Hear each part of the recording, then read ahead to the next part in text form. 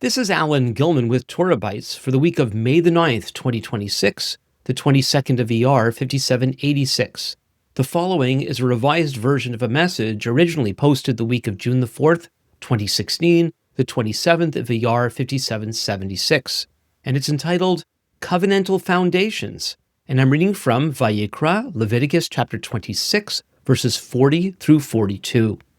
But if they confess their iniquity and the iniquity of their fathers in their treachery that they committed against me, and also in walking contrary to me, so that I walked contrary to them and brought them into the land of their enemies, if then their uncircumcised heart is humbled and they make amends for their iniquity, then I will remember my covenant with Jacob, and I will remember my covenant with Isaac, and my covenant with Abraham, and I will remember the land.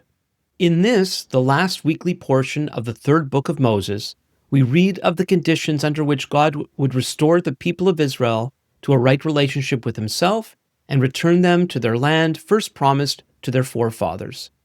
The covenantal reference in the verses just quoted is key to understanding God's unique arrangement with the people of Israel. This week's Parsha describes the blessings of obedience and the consequences of disobedience under the covenantal arrangement established by God through Moses at Mount Sinai.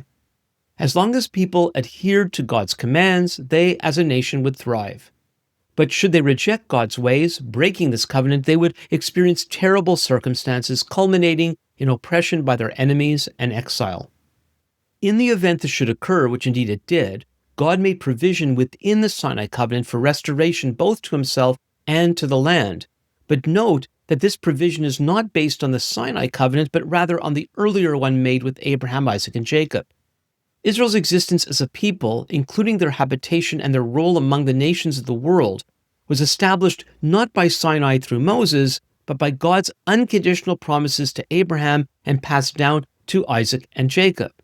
The Sinai covenant with its conditional blessings came about as a result of God's deliverance of his people from their oppression in Egypt, a deliverance also rooted in his earlier covenant with the forefathers. This is what we read in Shemot, the book of Exodus, chapter 2, verses 23 and 24. During those many days, the king of Egypt died, and the people of Israel groaned because of their slavery and cried out for help. Their cry for rescue from slavery came up to God, and God heard their groaning, and God remembered his covenant with Abraham, with Isaac, and with Jacob. The earlier covenant is the driving force behind all of God's dealings with Israel, so that even if Sinai resulted in failure, which it did, the covenantal foundation would survive. That's why God's judgment upon Israel could never be his final word to them.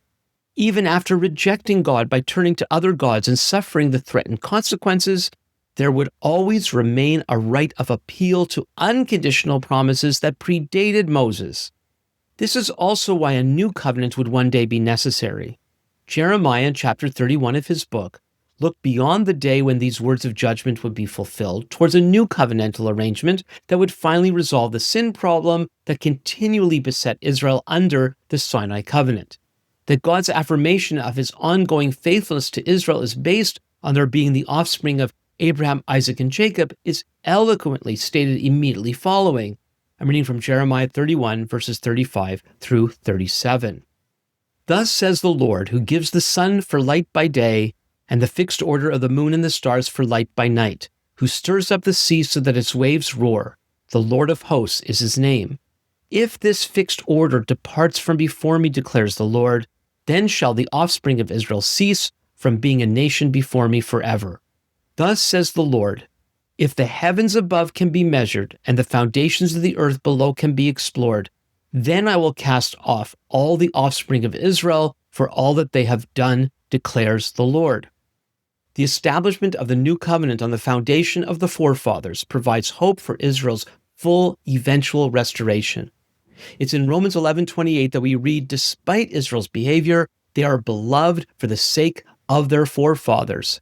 More than that, knowing the new covenant is rooted in unconditional promises to Israel assures all its participants, Jewish or Gentile, of God's ongoing faithfulness to them.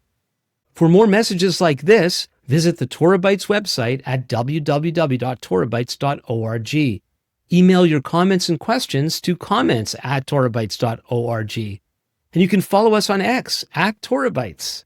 Until next time, this is Alan Gilman with Torah Bytes. Lehitraot.